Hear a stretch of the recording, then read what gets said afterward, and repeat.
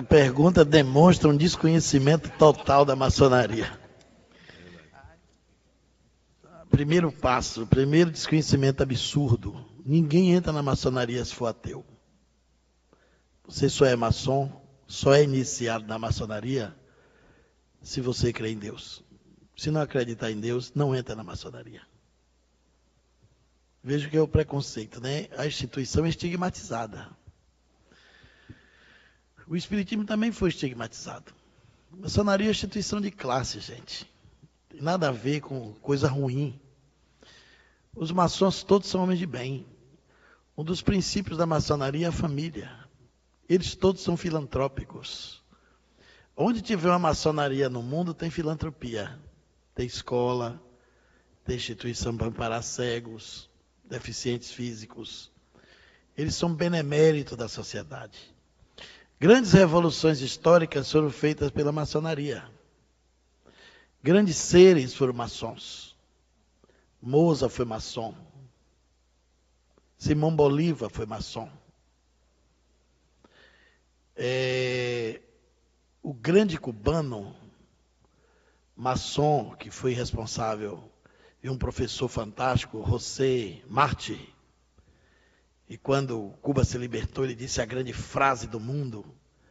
Quando perguntaram a ele se ele estava feliz com a libertação da independência de Cuba, ele disse: não, minha pátria é a humanidade. E onde tiver uma nação à pressa, eu não estarei feliz enquanto ela não encontrar sua liberdade. Andrada, o responsável pela Inconfidência Mineira, foi maçom. Leon Denis, o grande filósofo espírita, foi maçom até a sua morte. No Brasil, tem milhares de espíritas maçons, muitos maçons. A maçonaria é a reunião, um encontro que reúne as diferenças. Tem católicos, protestantes, muito poucos, mas tem, espíritas, tem padres maçons ativos, empresários, tem judeus, maçons. O único critério exigido para você entrar: crer em Deus. A maçonaria não é ateia. Então, isso é um mero preconceito. Allan Kardec foi maçom antes de ser espírita. O fato é que antigamente no século XIX, aí vai o período da cultura, os maçons tinham um codinome. Eles tinham um pseudônimo. E não se apresentava com o nome original. Do mesmo jeito que Dom Pedro I foi maçom, e a maçonaria foi responsável pela independência do Brasil, foi tudo arquitetado lá, como a revolução também da Bolívia e outros grandes feitos da humanidade, foram conspirados na maçonaria. Tiradentes foi maçom. Tomás Antônio Gonzaga foi maçom. A Inconfidência Mineira toda foi maçônica. Então tem muitas coisas maravilhosas da maçonaria. E o grau 9º da maçonaria é um grau esotérico, onde se tem muito de espiritualidade. Eu não sou maçom, mas conheço a instituição. E fui numa loja maçônica em Curitiba, convidado para uma palestra.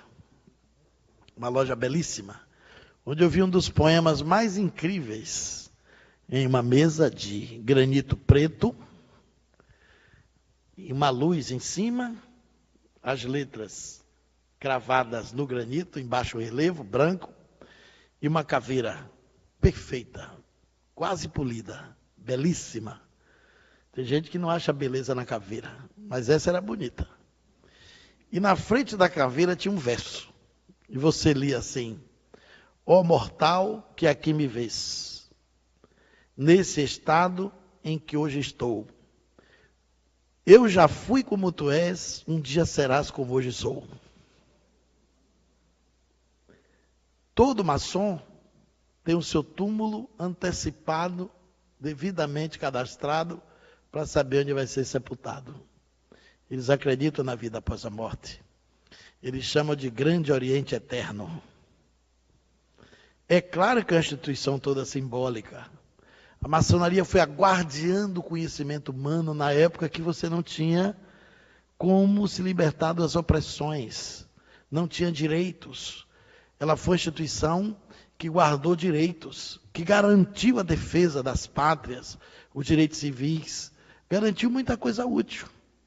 Então eu sei que a pessoa está no senso comum da maçonaria, que pensa que lá tem um bode preto, que eles fazem culto ao demônio. Também já pensaram isso do espiritismo. Ainda tem gente que pensa hoje em dia. Então, é importante conhecer isso. A pergunta, de qualquer forma, revela a necessidade de conhecer. Quando Allan Kardec se tornou espírita, ele ficou sendo um maçom adormecido. Porque não existe ex-maçom. Você, quando não passa a frequentar, você é chamado de maçom adormecido. Eu estudei, durante 6 anos, fenômenos paranormais dentro da ordem maçônica. Tem muitos fenômenos lá. Que é uma instituição milenária e guarda muita coisa interessante. E é uma instituição benemérita, que merece todo o nosso respeito, nosso aplauso e consideração.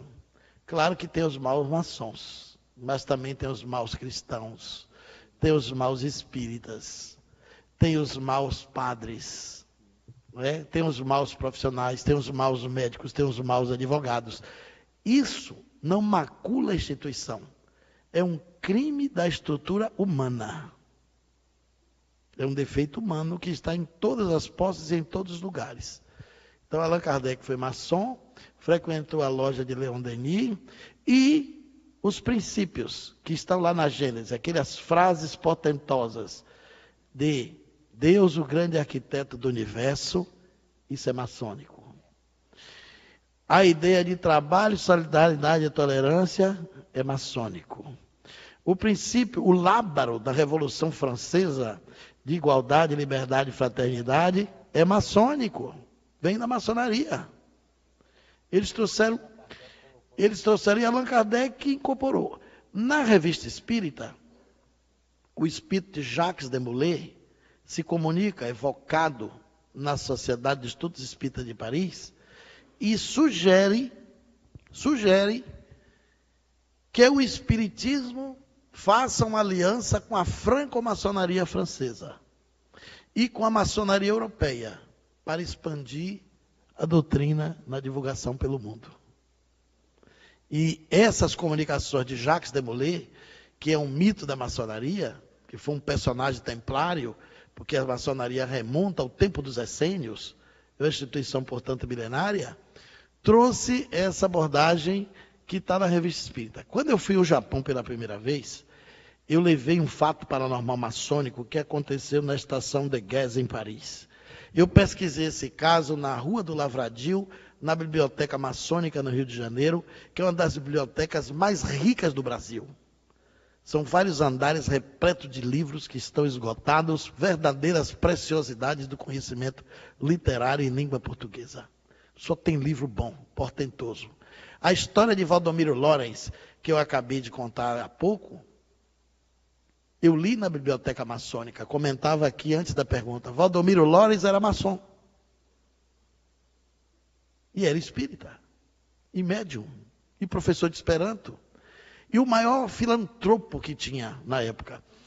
E eu descobri nessa biblioteca uma história poderosa. Como eu ia para o Japão pela primeira vez, eu queria chegar com um fato interessante. Entrei na Rua do Lavradio e subi na biblioteca para pesquisar uma outra coisa. Encontrei um fato espetacular. Quando Franklin Roosevelt quis jogar bomba em Hiroshima e Nagasaki, o presidente americano, que era pastor protestante e cristão, pediu o apoio da maçonaria. Porque a maçonaria até hoje tem muita força no mundo. Só no Brasil, o Grande Oriente, que são 2 potências, a Grande Oriente tem mais de 2.300 lojas. Você tem a Grande Loja e tem o Grande Oriente do Brasil, são 2 potências. Aí o Franklin Roosevelt pediu apoio da maçonaria para jogar bomba, porque ele não queria ficar sem lastro, sem suporte. A estação de Gez reuniu os veneráveis de toda a maçonaria francesa e da base da Europa. Se reuniram para decidir se apoiava ou não a jogada da bomba nas duas cidades de Hiroshima e Nagasaki, a bomba atômica. Mais de 30 oradores se inscreveram para falar. Na última hora, um orador francês.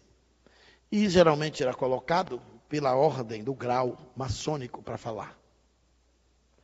Esse homem tinha um grau elevado e 2 oradores pediram venha para falar depois, acabou que ele foi sendo o segundo orador. Ele falou durante 35 minutos. Todos os oradores suspenderam a palavra. A maçonaria foi contra a bomba. Ninguém precisou falar mais nada. O silêncio foi sepulcral. Feria todos os princípios maçônicos. Matar. Explodir bomba num povo inocente, matar civis. Os princípios maçônicos são todos princípios pacifistas, de fraternidade universal. Quando esse orador terminou, teve um jantar maçônico. Procuraram o homem. O homem desapareceu. Sumiu. 2 secretários da loja do outro dia foram mexer nos arquivos e viu um livro. No livro tinha uma fotografia, uma pintura.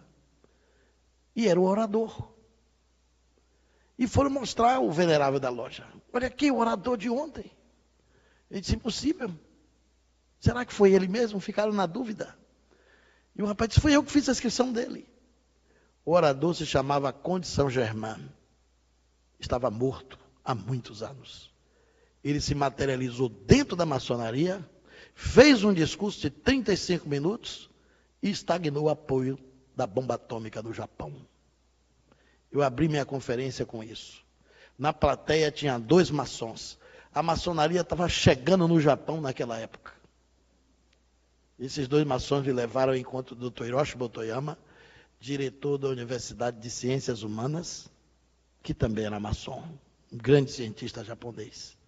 Então a gente tem que ter muito cuidado para não embarcar na onda do ouvir dizer. Porque durante muito tempo os espíritas também faziam parte com o demônio. Na época do regime militar, os militares obrigaram os centros espíritas a ter livro de presença, e até hoje tem centro antigo que tem o por vacina. Aquilo é porque os militares receberam a queixa que os espíritas eram comunistas. Foi a cruzada dos militares espíritas que impediu que a ditadura fechasse todos os centros espíritas do país. Muito centro espírita foi apedrejado no começo do século, inclusive lá na Bahia, nos anos 40, 50, porque dizia que a gente evocava Satanás. E até hoje tem gente que pensa que o espiritismo e macumba é a mesma coisa. Então, a maçonaria é uma instituição benemérita. E Allan Kardec, depois da doutrina espírita, não frequentou mais a maçonaria, não porque ela fosse uma instituição equivocada, mas por causa dos afazeres, das obrigações, ou porque no espiritismo ele se descumpriu do dever de seguir os símbolos. E a maçonaria tem rituais, tem símbolos, tem paramento. E o espiritismo não tem símbolo, não tem paramento, não tem nenhum tipo de ritual, não tem hierarquia, não tem rituais. Começou a ficar incompatível com a doutrina mais elevada, mais alta que ele percebia com a filosofia e as suas pesquisas com o conhecimento espírita. Desculpe eu ter avançado na hora, mas eu roubei 30 segundos de Zé, 1 minuto do professor e os 15 segundos dele que ficou para trás.